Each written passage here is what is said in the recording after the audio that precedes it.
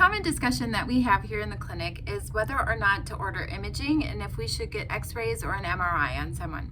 So I thought I'd put together a little video here to talk about some of the things that I consider when I write a request or want to get imaging on somebody's case, and some of the reasons why I might pick x-rays or MRI, and when I feel like they can yield helpful information. So when patients are new to the clinic, I don't order x-rays or images on absolutely everyone who comes in. And I just feel like I want to be really responsible with my use of radiation and advanced imaging. And when I take a thorough history and do a good thorough examination, a lot of times I feel that I have adequate information to diagnose somebody's condition, to know what techniques would not be safe or appropriate to use for that patient, and I have a good idea of where to start. And so in those cases, then I usually don't start with imaging. Times when I might want to get some imaging are if you've been through a significant trauma.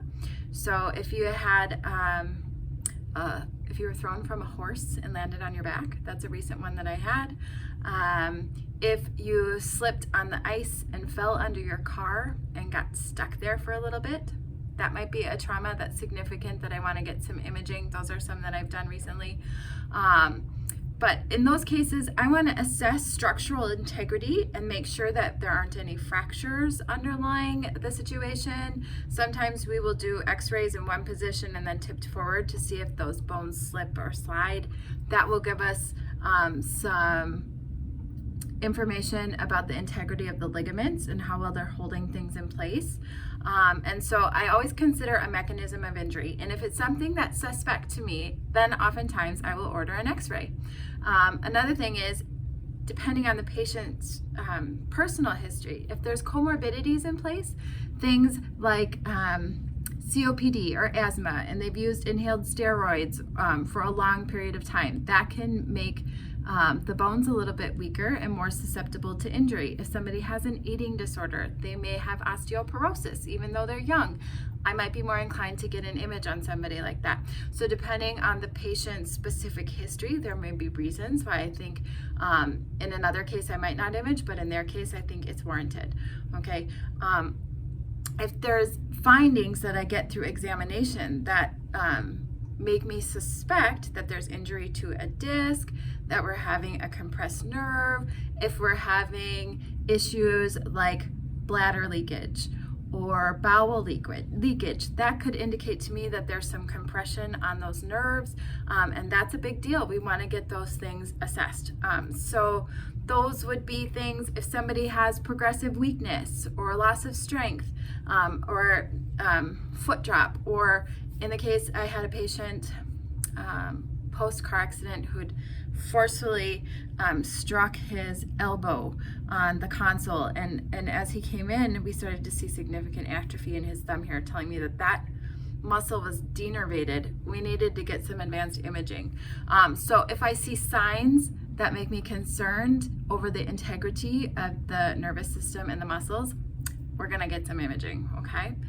Other reasons might be that everything seemed fine in the exam and we're undergoing a good course of care, but for whatever reason, the patient just isn't making the progress that we think it would be typical for the condition that we've diagnosed them. And so in that case, we might want to get some advanced imaging to see, is there something that we've missed? Is there a pathological process? Pathological, that sounds really scary and dangerous, but is there some arthritis there? Is there a congenital anomaly?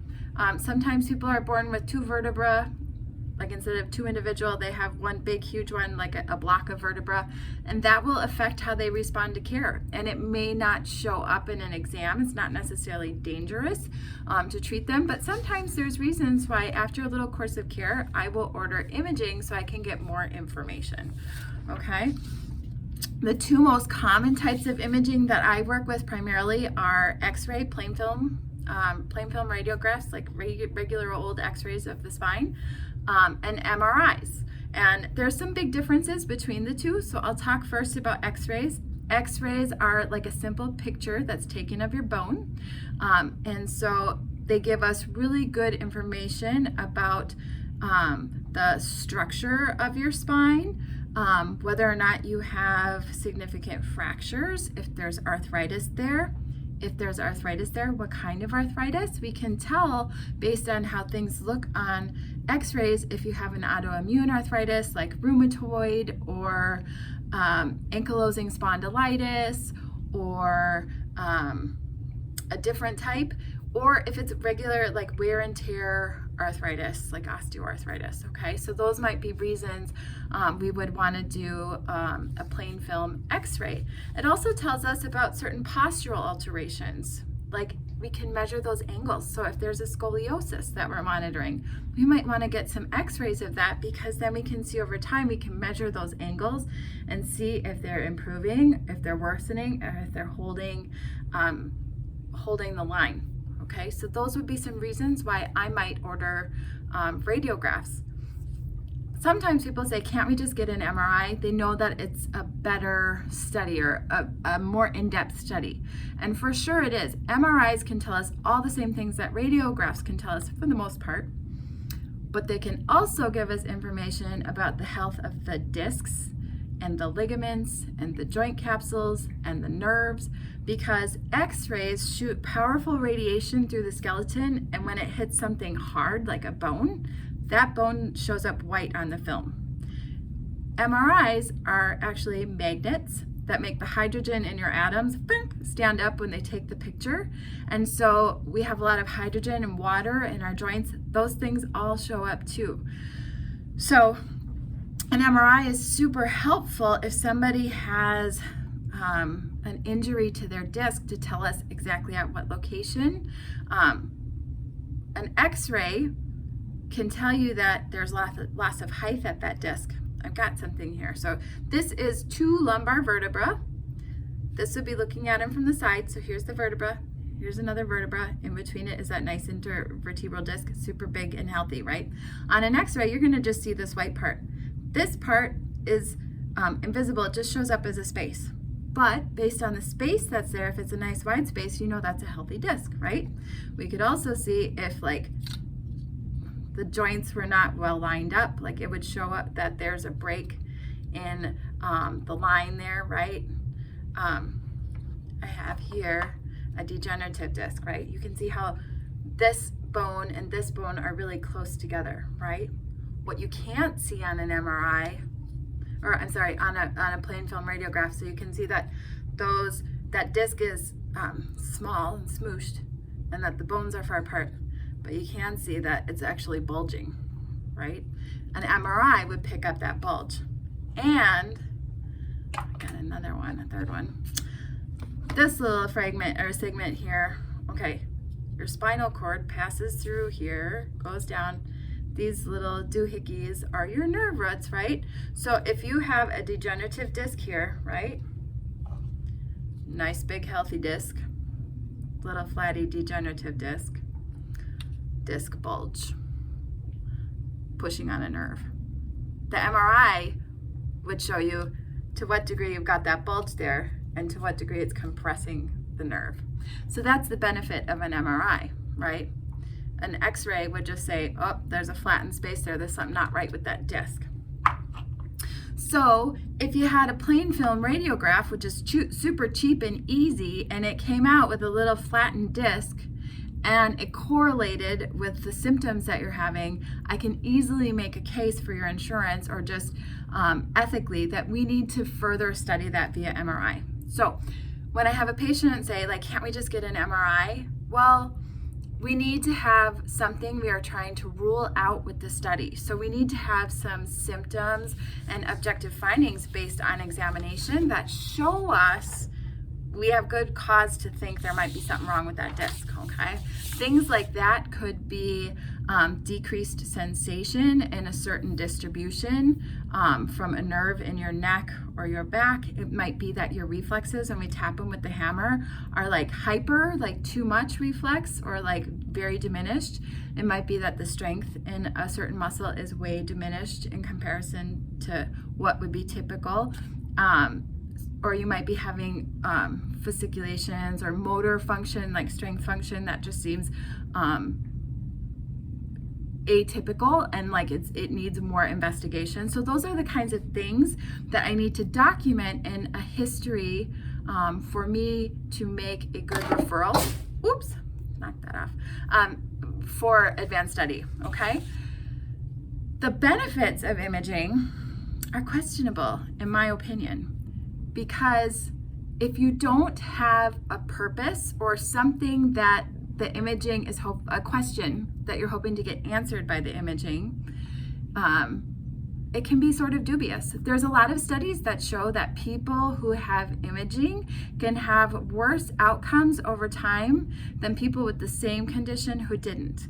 So let's just think, why, how could that be? Well, because sometimes when you see this sad degenerative disc and you see that nerve, every time you feel a pinch in your neck, you think, oh my God, that's that disc that's busted and pushing on that nerve. And you really start to own that pathology and start to filter your reality through it.